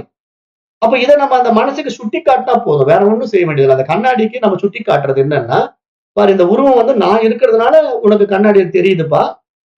நான் அந்த கண்ணாடி விட்டு விலகிட்டேன்னா அந்த கண்ணாடியில எந்த உருவமும் இருக்காது, நீ எம்டியா இருக்க போற. அப்ப இங்க உன்னுடைய நிலைப்பாட்டுல ஒண்ணுமே இல்ல. நான் வருவதனால நீ அங்க என்னையே பிரதிபிம்பிக்கிற. அதுதான் உன்னுடைய நிலைப்பாடு. ஆக நீ கண்ணாடிங்கிறவன் சுயமா எதையும் வெளிப்படுத்தக்கூடிய தன்மை இல்லாதவன். ஆனா ஏதேனும் அதற்கு முன்னாடி வைக்கப்பட்டால் அதை பிரதிபிம்பித்து காட்டும் தன்மை உடையது கண்ணாடி. அதுபோல இங்க மனசு ஆனது சுயமாக எதையும் வெளிப்படுத்தும் தன்மை இல்லாதது. அப்ப இந்த மனதினிடத்திலே ஒரு அறிவு வெளிப்படும் போது பிரகாசிக்கின்ற அந்த பிரதிபிம்ப வெளிப்பாட்டை தன்னுடையது என்று அபிமானிப்பதினால வருகின்ற ஒரு தவறான புரிதல் இந்த மனசு என்ன பண்ணிக்குது, நான் அப்படிங்கிற ஈகோக்குள்ள போய் சிக்கிக்குது. அப்ப இந்த ஈகோவுல இருக்கிற மைண்ட வந்து அந்த ஈகோவை நீக்கணும்னா அந்த மைண்டுக்கு தான் டீச் பண்ணணும். அந்த மைண்டுக்கு டீச் பண்ணாம நீங்க பாடிக்கு என்ன டீச் பண்ணி என்ன பிரயோஜனம்? அழியக்கூடிய உடலுக்கு நீங்க அற்பமான உடற்பயிற்சிகளை பண்றதுனால என்ன பெனிஃபிட் இருக்க போகுது? ஒரு பெனிஃபிட் இருக்காது. அந்த உடம்பு வேணா ஆரோக்கியமா இருக்கலாம், திடகாத்திரமா இருக்கலாம். ஆனா அது அழியக்கூடிய உடம்பு தானே. எவ்வளவு அருமையா உடம்பு வச்சிருந்தாலும் அந்த உடம்பு ஒரு நாள் அழிஞ்சுதானே போகும். எவ்வளவுதான் பாடி பில்டப் பண்ணி அந்த பாடி பயங்கரமா வச்சுட்டு இருந்தாலும் அந்த பாடி ஒரு நாள் விட்டுட போகுது. அதாவது இந்த உலகத்தை விட்டுட போகுது. அப்ப இது நமக்கு புரியணும். அப்ப இங்க நான் வந்து இந்த பாடி மைண்டுக்கு அப்பாற்பட்டு அந்த உணர்வு நிலையிலிருந்து இந்த உலகத்தை பார்த்தோம்னா இங்க என்ன தெரியும்? நானே எல்லாமாக இருக்கிறது தெரியும். அது தெரியாம நாம வந்து இந்த விசய சுகங்கள்ல சிக்கிக்கிட்டு இருக்கிற வரைக்கும் நமக்கு புற விஷயங்கள் வந்து இரண்டாவதாக ஒன்று இருப்பது போல தோன்றிக் கொண்டே இருக்கும். அப்ப இதையெல்லாம் நம்ம நல்லா இங்க புரிஞ்சுக்கணும். திருமூல நாயனாரும் அவருடைய திருமந்திரத்துல அழகா சொல்றாரு. கற்றறிவாளர் கருத்தில் ஒரு கண் உண்டு அப்படின்னு திருமூலர் நாயனாருடைய திருமந்திர பாடல் ஒன்று இருக்கு. அதையும் அனுப்புறேன், கேட்டுக்கு. கற்றறிவாளர் கருத்தில் ஒரு கண் உண்டு. இது வந்து திருமூலருடைய திருமந்திர பாடல். அப்ப இவ்வாறு நம்முடைய கருத்தில் விளங்குகின்ற கண் தான் இங்க உண்மையில் ஞான கண் என்று மகரிஷிகளும் மகான்களும் நமக்கு சொல்லி புரிய வைக்க வராங்க. அப்ப அவர்கள் அவ்வாறு நமக்கு சொல்லி புரிய வைக்கிற ஒரு அத்தியாத்ம ஞானத்தை நாம் அடையும் போது மட்டும்தான் இங்கு நான் யார், இந்த உலகம் எப்படிப்பட்டது, என்னையும் இந்த உலகத்தையும் உண்டாக்கிய இறைவன் யார் அப்படிங்கிற அவ்வளவு விஷயத்துக்கும் ஒரு தெளிவு கிடைக்கும். அந்த தெளிவு வந்து மனதினால் மட்டும் அடையப்பட வேண்டிய விஷயமே தவிர புற விஷயங்களால் அடையப்படக்கூடியது கிடையாது. அப்போ உண்மை அறிவு விளக்கம் பெறுகின்ற அந்த தூய அத்தியாத்ம ஞான கல்வி அறிவே ஒருவனை வாழ்நாள் முழுவதும் திருப்தியாகவும் நிம்மதியாகவும் ஆனந்தமாகவும் வைத்துக் கொண்டிருக்கும் என்று இங்கு நாம் புரிந்து கொள்வதுதான் முக்தி மோட்சம் என்ற சாஸ்திரம் எடுத்து சொல்ல வரும். அப்போ நம்ம வந்து அடைய வேண்டிய இலக்கு, நம்முடைய நோக்கம் என்ன? முக்தி மோட்சம் வீடு பேறு அப்படிங்கிற விஷயம் தான் நம்ம அடைய வேண்டியது. அப்ப இந்த முக்தி மோட்சம் அப்படிங்கிறது ஒரு பிறவா பெருநிலை தன்மை. அதாவது மனிதன் வந்து மீண்டும் பிறக்காத ஒரு நிலைப்பாடு. அப்ப மனிதன் மீண்டும் பிறக்காத ஒரு நிலைப்பாடு என்பது எப்பொழுது சாத்தியமாகும் அப்படின்னா மனமற்ற நிலையில் தான் சாத்தியமாகும். மனசு இருக்கிற வரைக்கும் மனிதன் வந்து மீண்டும் மீண்டும் இந்த மனித உடலோ அல்லது ஏதேனும் ஒரு மிருக உடலிலேயோ மாற்றி மாற்றி வந்து கொண்டே இருப்பான். ஏன்னா மனிதனுடைய ஆசா பாசங்களுடைய அடிப்படையில் உடல் தேர்ந்தெடுக்கப்படுகிறது. அப்ப நாம் இதை புரிந்து கொண்டு மனமற்ற நிலை என்பது அந்த மனதை உயர் பரிமாண அறிவு நிலைக்கு உயர்த்தி கொள்வது என்ற அடிப்படையில் இங்கு இந்த அத்தியாத்ம ஞான கல்வி நமக்கு தேவைப்படுகிறது என்றுதான் சாஸ்திரங்கள் எல்லாம் நமக்கு ரொம்ப ஆழமா இதை சுட்டி காட்டுது. அப்புறம் இந்த கல்வியை கற்றுக்கொண்டா போதும், நான் நல்லா தெரிஞ்சுக்கிட்டேன் அப்படின்ட்டு உடனே வெளியே போய் எஸ்கேப் ஆயிடக்கூடாது. போன தடவை கூட சொன்னேன். அதாவது பகவான் புத்தர் வந்து நிறைய பயிற்சிகள் பண்ணாரு, ஏதோ முயற்சிகள் பண்ணாரு, விபாசனா பண்ணாரு, அபாசனா பண்ணாரு, எல்லாம் பண்ணி பார்த்தாரு. அவரால அந்த நிலையை அடையவே முடியல. புத்தர் செஞ்ச விபாசனாவை விட நாமெல்லாம் என்ன செய்றோம்? ஒரு 10 நாள் தான் விபாசனா பயிற்சி நாம பண்றோம். புத்தர் பல வருடங்கள் விபாசனாவோட இருந்தார். புத்தர் மாரி எல்லாம் யாராலும் இருக்கவே முடியாது. புத்தர் வந்து நிர்விகல்ப நிலைக்கு அடிக்கடி போயிடுவாரு. தன்னை மறந்து இருந்தாரு. என்னென்னமோ செஞ்சு பார்த்தாரு. அவரால அந்த உணர்வ பிடிக்கவே முடியல. அந்த உன்னத நிலையை அனுபவமாக்கவே முடியல. எவ்வளவு நாள் இருந்தாலும் அந்த நிலையில அந்த நிலைப்பாட்டுல இருந்தாலும் மீண்டும் உலகத்துக்குள்ள வரும்போது, மீண்டும் விசய சுகங்கள் அவர ஆட்கொள்ளும். பிரச்சனையில சிக்குறாரு, பாதிக்கப்படுறாரு. அப்புறம் உடல வருத்துறாரு. ரொம்ப உடம்பெல்லாம் அப்படியே இளைச்சு போகுது. எலும்பும் தோலுமா மாறிட்டாரு. அப்புறம் புரிஞ்சு போச்சு. ஓ! நம்ம உடம்பு இல்லன்னு சொல்லி உடம்ப வருத்துனோம்னா, இந்த உடம்பு போயிடும் போல் இருக்கு. அப்ப உடம்பு போயிட்டாலும் நம்ம நம்மள யாருன்னு தெரிஞ்சுக்க முடியாது. உடம்ப போட்டு வருத்தி, அத ரொம்ப கஷ்டப்படுத்தி, சாப்பிடாமல்லாம் விட்டு, எலும்பு தோலுமா ஆன உடனே அவரு அப்படியே படுத்த படுக்கை ஆயிட்டாரு. எழுந்திருக்க முடியல. உடம்புல வந்து சக்தி இல்ல. அப்ப ஒரு குடியான ஒரு பெண்மணி என்ன பண்றா? ஒரு ஏழை பெண்மணி, அவளுக்கு வைத்திருந்த உணவ எடுத்துட்டு வந்து புத்தருடைய நிலைய பரிதாபத்த பார்த்து, அவருக்கு உணவு கொடுக்கிறா. கொடுத்து புத்தர வந்து எழுந்து உட்கார வைக்கிறா. ஏன்னா சோர்வு. சாப்பாடும் இல்ல. ரொம்ப நாளா சாப்பிடாம இருக்காரு. அப்படியே உடம்பெல்லாம் இளைச்சு போச்சு. அப்புறம் அந்த சாப்பாடு உள்ள போன உடனே அவருக்கு ஒரு சிறிய தெம்பு வந்து எழுந்து உட்கார்ந்து, கொஞ்சம் மூளை வேலை செய்ய ஆரம்பிக்குது. அப்பதான் அவருக்கு வந்து உள் உறுப்புகள் எல்லாம் செயல்பட ஆரம்பிக்கும். உணவு இருந்தா தான் இங்க உடலெல்லாம் இயங்க ஆரம்பிக்கும். அப்ப அந்த உணவு உள்ள போன உடனே அவருடைய இயக்கத்துக்குள்ள வந்து அவரு யோசிக்கிறாரு. என்ன ஒரு தப்பு பண்ண இருந்தோம். இப்படியே விட்டிருந்தோம்னா இந்த உடம்பு போய் சேர்ந்திருக்கும். நல்ல வேளை இந்த அம்மா மூலமா நமக்கு வந்து உணவு கிடைச்சது அப்படின்னு அந்த உணவை சாப்பிட்டுட்டு திருப்பி அவர் மேற்கொண்டு பயணிக்கும் போதுதான் போதி மரத்தடியில போய் உட்காரும்போது அவருக்கு ஞானம் கிடைச்சது அப்படிங்கும்போது என்ன கிடைச்சது ஞானம் அப்படின்னா போதி மரத்தினால கிடைக்கல. இந்த மாதிரி எதையும் செய்யறதுக்கு ஒண்ணும் இல்லைங்க. நான் ஒண்ணும் செய்யல. எல்லாமே அந்த நியதிப்படி நடந்துகிட்டு இருக்கு. அப்ப இங்க அதை அடைவதற்குன்னு எதுவுமே இங்க கிடையாதுன்ட்டு எல்லாத்தையும் அவர் ஏற கட்டுறாரு பாருங்க. எல்லாத்தையும் விட்டுடுறாரு பாத்தீங்களா? அப்பதான் அவர் தன்னுடைய உண்மை நிலையை, தன்னுடைய யதார்த்தத்தை, தன்னுடைய சொரூபத்தை அடைந்தார் என்று நான் சொன்னேன். இதை கேள்விப்பட்ட உடனே போதும் நம்ம இதுதான் நம்முடைய நிலைப்பாடுன்னு நினைச்சு நிறைய பேர் வெளியே போயிட்டாங்க. இந்த பாடத்திட்டத்தை கேட்ட உடனே ஒரு தெளிவுக்கு வந்துட்டு தான் அவங்களா கற்பனை பண்ணிக்கிட்டாங்க. சரி அப்பதான் நம்ம புரிஞ்சுக்கிட்டோம் போல் இருக்கு. அப்ப நம்ம எதையும் மேல அடையறதுக்கு ஒண்ணும் இல்ல. இந்த மாதிரி பாடங்களும் கேட்க வேண்டியது இல்ல. எல்லாத்தையும் விட்டுட்டு நம்ம சும்மா இருந்தா போதும். அந்த நிலையை அடைஞ்சிடலாம் அப்படின்னு சொல்லிட்டு அவங்க எல்லாம் வெளியே போனவங்க இருக்காங்க இல்லையா? இப்ப இந்த வகுப்பை விட்டுட்டு வெளியே போனவங்க. அவங்க எல்லாம் என்ன பண்ணுவாங்கன்னா, ஒரு வாரம் 10 நாள் அப்படியே அமைதியா இருப்பாங்க. அப்புறம் கடைசியில வேற ஏதேனும் விசை சுகங்கள்ல சிக்கி சின்ன பின்னம் ஆயிடுவாங்க. அவங்க வெளிய தப்பிக்கவே முடியாது. ஏன்னா மனசு வந்து அவங்கள விடவே விடாது. அதனாலதான் நான் என்ன சொல்றேன், இந்த பாடத்திட்டத்துக்குள்ள வந்துட்டீங்கன்னா, நீங்க இந்த பாடத்திட்டத்துல தொடர்ந்து டச்ல இருந்துகிட்டே இருக்கணும். ஏதேனும் ஒரு விஷயத்த கற்றுக்கிட்டே இருக்கணும். மாற்றி மாற்றி படிச்சுக்கிட்டே இருக்கணும். திருமூலர் திருமந்திரம் படிக்கணும், கைவல்ய நவநீதம் படிக்கணும், திருக்குறள் ரகசியம் படிக்கணும். இது மாதிரி மாற்றி மாற்றி இந்த ஞான கல்விக்குள்ள நம்முடைய மனசை செலுத்திக்கிட்டே இருந்தோம்னா தான், நம்ம மனசானது இதுலயே இருக்குமே தவிர இதை விட்டு வெளியே போகாது. அப்ப நமக்கு என்ன ஆகும்? நம்முடைய சொரூபத்திலேயே நம்ம நின்னுகிட்டே இருக்கலாம். நாம யாருங்கிற அந்த உணர்வுலயே நம்ம நிக்க முடியும். அதுல இருந்து நம்ம சறுக்கும் போது மீண்டும் இந்த பாடத்திட்டம் நமக்கு என்ன கொடுக்கும்? அந்த புரிதலை கொடுக்கும். மனசுக்கு வந்து பாரு நீ அந்த உண்மை நிலையை மறந்துட்டு இப்படி பண்ணிட்டு இருக்க அப்படின்னு உடனே உள்ள இருந்து உணர்த்தும். மறு வினாடி நம்ம வந்து திருப்பி நம்முடைய சொரூபத்தை புடிச்சுக்குவோம். அப்ப யதார்த்தமான இந்த விசேஷங்களை போய் சிக்க மாட்டோம். ஆனா இதை விட்டு போதும் நான் கற்றுக்கொண்டது போதும் அப்படின்னு வெளியே போயிட்டாங்கன்னா அவங்க வந்து கட்டாயம் வந்து வேறு விஷயத்துல சிக்கி வீணா போயிடுவாங்களே தவிர அவங்க ஒரு நாளும் அந்த இறைத்தன்மையை இறைநிலையை அடையவே முடியாது. ஆகவே ஒரு மனிதன் மரண தருவாய் வரைக்கும் உயிர் உடலை விட்டு போகின்ற வரைக்கும் இந்த அத்தியாத்ம ஞான கல்வியில தொடர்ந்து பயணம் பண்ணணும். இதை நிறுத்தினா மனசானது வேற விசேஷங்கள்ல சிக்கிக்கும், சின்ன பின்னம் ஆயிடும். அதோட மனதனுடைய இயல்பு அது. மனம் வந்து எதையாவது ஒன்றை பற்றி கொண்டு தான் இருக்க வேண்டாம். ஆகவே மனதனுடைய பற்றுதல் எப்படி இருக்கணும்னா இறைத்தன்மையை பற்றி கொண்டு இருக்க வேண்டும்.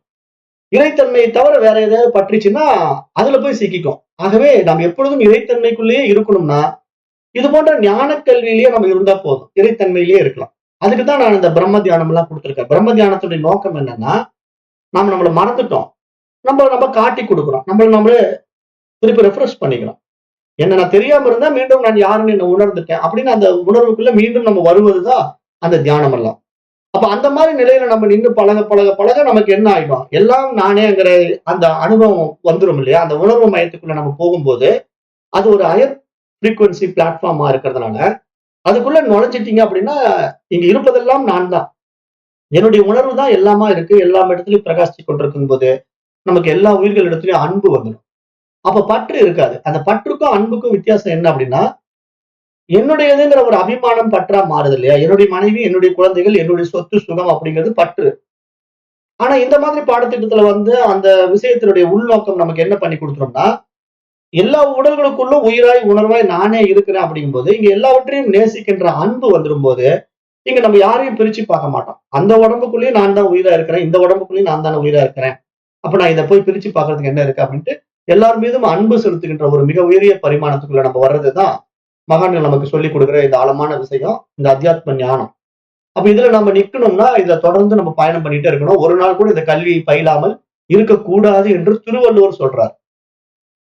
சாகும் வரையிலும் கூட கல்வியை ஒருவன் பயிலாது இருப்பது பெருமைக்கு உரியது அல்ல.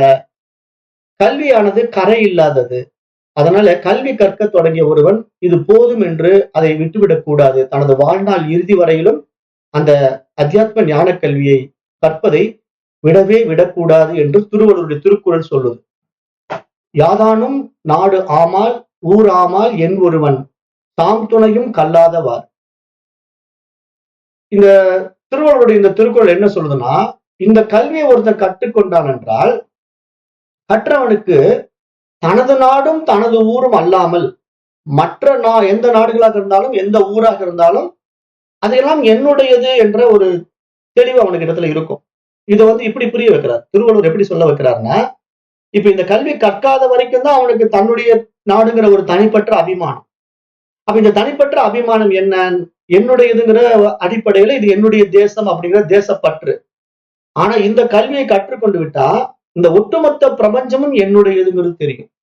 அப்ப அவனுக்கு தான் அந்த ஞானம், அந்த கல்வியை கல்லாத நிலை வரைக்கும் அந்த ஞானம் உண்டாகாது. யார் ஒருவன் இந்த அத்தியாத்ம ஞான கல்வியை கற்றுக்கொள்கிறானோ அவனுக்கு மட்டும்தான் அந்த ஞானம் வெளிப்படும் என்று திருவள்ளுவர் சொல்றார். திருவள்ளுவர் நாயனார் தான் இந்த பாடல். இதை அனுப்புறேன். பொருள் வந்து இந்த விஷயம் இவ்வளவுதான். யாதானும் நாடு ஆமால் ஊர் ஆமால் என் ஒருவன் தாம் துணையும் கல்லாதவார். அப்போ அறிவுடை ஒருவனை அரசன் விரும்பும் என்பது அடுத்தது வெற்றி வேர்க்கை என்கிற ஒரு நூல் சொல்லுது. வெற்றி வேர்க்கை என்ன சொல்லுது அப்படின்னா, ஒரு அறிவுடையவனை மட்டும்தான் அரசன் கூட விரும்புவான் அப்படிங்கிற அடிப்படையில வெற்றி வேர்க்கை வந்து ஒரு நூல் சொல்லுதுன்னா, இதை நம்ம என்ன புரிஞ்சுக்கணும்? கற்றவருக்கு சென்றமிடமெல்லாம் சிறப்பு அப்படின்னு நம்ம படிச்சிருக்கோம் இல்லையா? அப்ப அந்த காலத்துல இந்த மாதிரி அத்தியாத்ம ஞான கல்வியை கற்ற ஞானிகள் மகான்கள் வந்து ஒரு இடத்துக்கு போறாங்க அப்படின்னா, ஒரு நாட்டுல இருந்து இன்னொரு நாட்டுக்கு போறாங்கன்னா அவர்களுக்கு அவ்வளவு முக்கியத்துவம் கொடுப்பாங்க, அவ்வளவு மரியாதை கொடுப்பாங்க. ஏன்னா அந்த அளவுக்கு அவங்க அந்த ஞான கல்வியில தெளிவா இருக்கிறாங்க, அந்த ஞானத்தை உலகத்துக்கு கொடுத்துட்டு இருக்காங்க. அவர்களெல்லாம் உயரிய மகான்கள், ஞானிகள் என்று போற்றப்பட்டார்கள். இத வந்து பழைய நூல்கள் நிறைய பேசுது. புறநானூறு கூட ஒரு பாடல் இருக்கு. அந்த பாடல் உங்களுக்கு அனுப்புறேன். ஏன்னா இதெல்லாம் வந்து தெரிஞ்சு வச்சுக்கோங்க. அதாவது அத்தியாத்ம ஞான கல்வி ஒண்ணுதான் நமக்கு காட்டி கொடுக்கும், வேற எந்த விஷயம் காட்டி கொடுக்காது. ஆற்றவும் கற்றார் அறிவுடையார் அத்துடையார் நாற்று செய்யும் செல்லாத நாடில்லை அந்நாடு வேற்று நாடு ஆகா தமவே ஆம் ஆகினால் ஆற்று உணா வேண்டுவது இல். அப்ப இந்த இடத்துல இந்த பாடல் என்ன சொல்ல வருது? அதே விஷயம்தான். கற்றவர்களுக்கு எல்லா இடமும் தன்னுடைய இடம், சென்ற இடமெல்லாம் சிறப்பு. அவர்களுக்கு இது என்னுடைய நாடு, அது அவர்களுடைய நாடு என்ற பிரிவினைகள் கிடையாது. ஏனென்றால் அவர்கள் எல்லா இடத்திலும் தன்னையே பார்ப்பதனால, எல்லா ஊர்கள்லயும் எல்லா நாடுகள்லயும் நானே இருப்பதினால என்னிடத்துல அந்த உயர்வு தாழ்வு இல்லை. இது உயர்ந்தது, அது தாழ்ந்தது. என்னுடைய நாடு உயர்ந்தது, அந்த நாடு மட்டமானது. என்னுடைய நாட்டு மக்கள் உயர்ந்தவர்கள், அந்த நாட்டு மக்கள் மட்டமானவர்கள் என்ற எண்ணம் இருக்காது இல்லையா? அப்ப அந்த எண்ணம் எப்போ நம்ம இடத்துல இருந்து நீங்குதோ அப்பவே நமக்கு இந்த பிரிவினைகள் எல்லாம் நீங்கிவிடும். இப்ப நம்ம இடத்துல இந்த சாதாரண கல்வி முறை நமக்கு என்ன கற்றுக் கொடுத்திருக்கு? பிரிவினைகளை கற்றுக் கொடுத்திருக்கு இல்லையா? அவன் வந்து இஸ்லாமியன், நான் வந்து இந்து அப்படிங்கிற அந்த பிரிவினையை கற்றுக் கொடுத்திருக்கிறதுனாலதான் இது என்னுடைய இந்து நாடு, இந்து தேசம் என்று நாம் இந்த நாட்டின் மேல பற்று வைக்கிறோம். அந்த நாட்டை என்ன சொல்றோம்? அது முஸ்லிம் நாடு, முஸ்லிம் தேசம் என்று அந்த நாட்டை நம்ம வெறுக்கிறோம். ஆனா இந்த எந்த அடிப்படையில இந்த வெறுப்பு நம்ம கிட்ட வந்தது அப்படின்னா, மதத்தின் அடிப்படையில நமக்கு ஏற்றி வைக்கப்பட்ட தவறான புரிதலினுடைய அடிப்படையில. ஆனா நீங்க இந்த மதங்களையும் சமயங்களையும் கடந்து இந்த அத்தியாத்ம ஞான கல்விக்குள்ள வந்து நீங்க உங்களை பாத்தீங்கன்னா, இங்க ஒவ்வொரு உயிருக்குள்ளயும் உணர்வாய் நீங்க இருக்கிறீங்கும் போது இங்க இஸ்லாமிய எது, கிறிஸ்துவம் எது, இந்து எது? மதங்களுக்கு அப்பாற்பட்டல்லவா அந்த உணர்வு இருக்கு. அப்ப உணர்வு தானே இங்க இறைவன். அந்த உணர்வை பிடிக்காம நீங்க மதங்களுக்குள்ள போய் இவன் இஸ்லாமியா, அவன் கிறிஸ்துவன், அவன் இந்துன்னு சொல்லிட்டு இருக்கிற வரைக்கும் நம்ம எப்படி இந்த ஞான கல்வியில வெற்றி பெற முடியும்? வெற்றி பெற முடியாது. அப்ப இந்த இருமை நிலை நமக்கு எப்பொழுது இல்லாமல் போகிறதோ அப்பொழுது மட்டும்தான் இறை அனுபவம் உண்டாகும். அப்ப அந்த இறை அனுபவம் என்பது ஒரு மிக உயர் பரிமாண நிலை, அந்த ஹையர் ஃப்ரீக்வன்சி ஸ்டேஜ்ன்னு சொல்றோம். அதுதான் அந்த பிளாட்ஃபார்ம். அப்ப அதுக்குள்ள போறதுக்கு இன்று நேற்று இல்ல, பல ஆயிரக்கணக்கான ஆண்டுகளுக்கு முன்னாடியே நம்முடைய தமிழ் நூல்களும் சமஸ்கிருத நூல்களும் இதை பற்றி விளக்கி இருக்கிறது. ஆனால் இதை எடுத்து சொல்வதற்கான கல்வி திட்டம் நம்ம இடத்துல இல்ல. நமக்கு கற்றுக் கொடுக்கிற கல்வி எல்லாம் இந்த புறநானூறும் அல்லது இந்த மாதிரி திருவள்ளுவரையோ நமக்கு சொல்லி கொடுத்தாங்களான்னா இல்லையா? நமக்கு தான் எப்படி சம்பாதிக்கிறது, எப்படி ஏமாத்துறது அப்படிங்கறதான சொல்லி கொடுக்குறாங்க. இப்ப பாடத்திட்டங்கள்லாம் அப்படித்தானே. ஒவ்வொருத்தரும் எப்படி மட்டம் தட்டணும், எப்படி நம்ம மேல வரணும், அதுல கூடுமான வரைக்கும் நம்மளை வச்சு அவங்க சம்பாதிக்கிறதையும் நம்ம பாக்குறோம். இப்ப இன்றைக்கெல்லாம் கல்வி திட்டங்கள் எல்லாம் யாருக்கிட்ட இருக்கெல்லாம் இலுமினாட்டிஸ் கிட்ட போயிடுச்சு. நம்மளை வச்சு அவனுங்க பணம் பண்ணிட்டு இருக்காங்க. நாம அதுல முன்னேறவே முடியாது. எவ்வளவு பணத்தை நீங்க செலவு பண்ணி படிப்பை படிச்சாலும் அந்த படிப்பினுடைய பயன்பாடு என்ன? மீண்டும் நம்மளை அடிமையா வச்சிருந்து நம்மளை வச்சு அவன் திருப்பி சம்பாதிக்கத்தான் போறான். அப்ப இது மாதிரிதான் நம்மளை கொண்டு போய் மாட்ட விட்டு இந்த சமுதாய கல்வி முறைகள் எல்லாம் இப்படி சீரழிக்க வச்சிருது. ஆனா நம்ம இந்த மாதிரி கல்வி திட்டங்களை நம்ம கற்றுக்கொள்ளும் போது மட்டும்தான் நமக்கு இதனுடைய உண்மைத்தன்மை உணரும் போது இங்கு விருப்ப வெறுப்புகளுக்கு அப்பாற்பட்ட இறைத்தன்மையை எல்லாவற்றிலும் காண முடிகிறது என்று மகான்கள் சொல்லிக்கிற ஒரு ஆழமான விஷயத்தை தான் இந்த ஞானக்கண்ணுங்கிற இடத்துல நான் பேசிக்கிட்டு இருக்கேன். அப்ப இங்கு கற்க வேண்டிய நூல்களை அறிந்தவர்கள் தான் அறிவுடையவர்கள். அப்ப அறிவினை உடையவர்களது புகழானது எங்கும் பரவி இருக்கும். எல்லா நாடுகளிலும் எல்லா தேசங்களிலும் அவர்களுக்கு அந்த சிறப்பு இருக்கும். அவர்களிடத்துல இது என்னுடைய நாடு, அது வேற்று நாடு என்ற பிரிவினைகள் எப்பொழுதும் இருக்காது. எல்லா நாடுகளும் அவர்களுடைய சொந்த நாடு என்பதாகவே இங்கு புறநானூறு சொல்ல வருது. அப்ப மேலும் இதை பற்றி இன்னும் சில விஷயங்களை மூதுரையும் பேசுது. மூதுரை என்ன சொல்லுதுன்னா, மன்னனும் மாசு அற கற்றோனும் சீர்தூக்கின் மன்னனின் கற்றோன் சிறப்பு உடையன், மன்னருக்கு தன் தேசம் அல்லால் சிறப்பு இல்லை, கற்றோருக்கு சென்றமிடமெல்லாம் சிறப்பு. இதுதான் மூதுரை. ஏன்னா ஒரு நாட்டினுடைய அரசனுக்கு கூட அவனுடைய தேசத்துல மட்டும்தான் மரியாதை கிடைக்கும். இப்ப ஒரு நாட்டினுடைய இப்ப இந்த ராஜ்யத்தை ஆண்டு கொண்டிருக்கிற இப்ப நம்முடைய மோடியே இருக்கிறாருன்னு வச்சுக்கோங்க, பாரத பிரதமருடைய மோடி. இப்ப இந்த பாரத பிரதமருடைய மோடிக்கு நம்முடைய பாரத தேசத்துல மட்டும்தான் மதிப்பு மரியாதை கொடுப்போம். ஏன்னா நம்முடைய நாட்டின் பிரதமர் அப்படின்ட்டு. இப்ப இதுவே அவர் அமெரிக்காவுக்கு போயிட்டு அங்க யாராவது பெருசா மரியாதை கொடுப்பாங்களா? ஒருத்தரும் கண்டுக்க மாட்டான். ஏன்னா அது ஏதோ இந்தியாவை சேர்ந்தவரப்பா, நமக்கு சம்பந்தம் இல்லாதவர் அப்படின்னு தான் அவன் பார்ப்பான். ஆனா அந்த நாட்டுக்கு அவன் வந்தாங்கிறதுக்காக ஒரு மரியாதை நிமித்த வரவேற்பு கொடுப்பாங்களே தவிர நம்ம நாட்டில் இருக்கிற அளவுக்கு மோடி மேல பற்று மற்ற நாட்கள்ல இருக்காது. அப்ப நம்முடைய நாடுங்கிறது, நம்முடைய தேசம் என்பது நாம் பிரித்து வைத்து பார்ப்பதனால உண்டாக்கக்கூடிய இந்த விஷயம் இருக்கு இல்லையா? அததான் இங்க மூதுரை என்ன சொல்லுது, மன்னனும் மாசற கற்றோனும். 2 பேர் இருக்காங்கப்பா. மன்னன் இருக்கிறான், இது மாதிரி அத்தியாத்ம ஞான கல்வியை கற்றுக்கொண்ட கற்றவன் ஒருத்தன் இருக்கிறான். இவர்கள் 2யும் நீங்க சீர்தூக்கி பார்த்தீங்கன்னா, இந்த 2யும் நீங்க கவனிச்சு பார்த்தீங்கன்னா, மன்னனின் கற்றோன் சிறப்பு உடையவன், அதாவது அரசனை விட கற்றவன் தான் நீங்க சிறப்பானவன் அப்படிங்கிறார் மூதுரையில. ஏனென்றால் மன்னருக்கு தன் தேசம் அல்லால் சிறப்பு இல்லை. அந்த மன்னனுக்கு அவனுடைய தேசத்துல மட்டும்தான் அவனுக்கு சிறப்பு. ஆனால் கற்றோருக்கு சென்றமிடமெல்லாம் சிறப்பு மூதுரை சொல்லுது.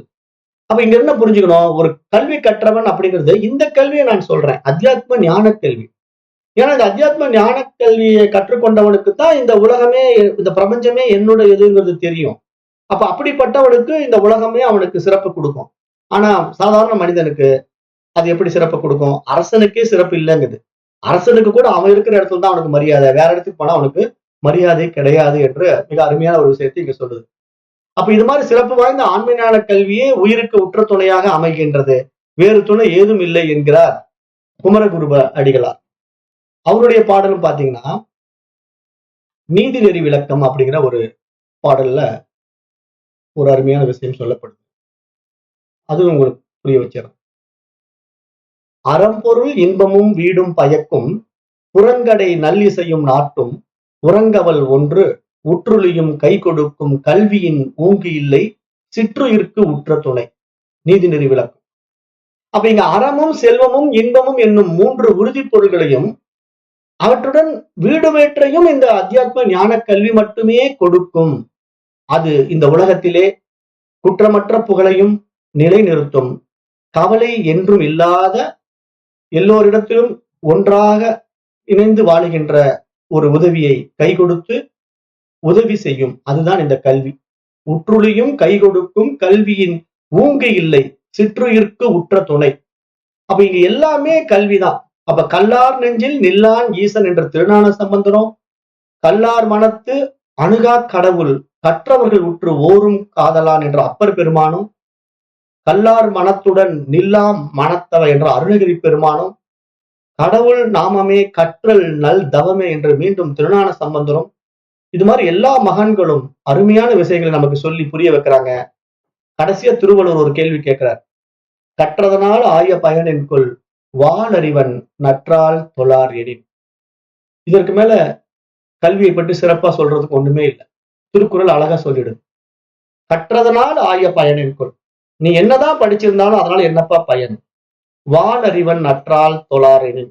அப்ப இறைவன் யார் என்று உணராத கல்வியை நீ கற்றுக்கொண்டு நீ படிச்சு எந்த பிரயோஜனம் இல்லை அப்படிங்கிறத திருக்குறள் 2000 ஆண்டுகளுக்கு முன்னாடி நமக்கு தெளிவுபடுத்திருச்சு.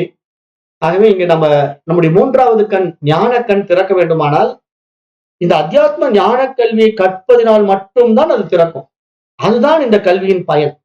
இதை தவிர வேற நீங்க பிசிக்ஸ், கெமிஸ்ட்ரி, பயாலஜி, பாட்டனி என்ன பாடங்கள் படிச்சுட்டு இருந்தாலும் இந்த உலகத்துல பொருளாதாரம் சார்ந்து நீங்க எந்த கல்வி கற்றுக்கொண்டிருந்தாலும் கற்றதனால் ஆய பயனென்கொல். அது போன்ற கல்விகளை கற்றதினால் என்ன பயன் சொல்லு? வானறிவன் நற்றால் தொழாரே. அந்த இறைவனை தெரிந்து கொள்ளாத ஒரு கல்வியே இல்லை. ஆகவே இங்க உண்மையாக நாம் கற்க வேண்டிய கல்வி அத்தியாத்ம ஞான கல்வி. அதுவே ஞான கண் என்று சொல்லி இந்த வகுப்பை நான் நிறைவு செய்கின்றேன். நன்றி. ஓம் தத்சத்.